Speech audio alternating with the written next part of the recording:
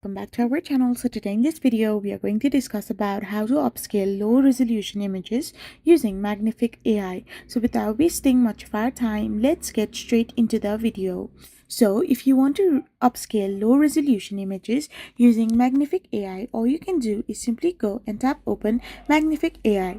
Now once you open it, to simply upscale your image, all you gotta do is simply upload the image. You need to simply choose a package or subscription of Magnific AI and you can simply upload your image. You can now choose a scale factor of 2x, 4x, 8x or 16x and use the prompt and other settings to guide the AI. You can optimize for different image types like portrait or landscape and adjust the creativity and HDR levels to add detail. You can also increase resemblance to stay closer to the original, and after processing, compare the results and download the enhanced version. So this is how you can upscale low resolution images using Magnific AI.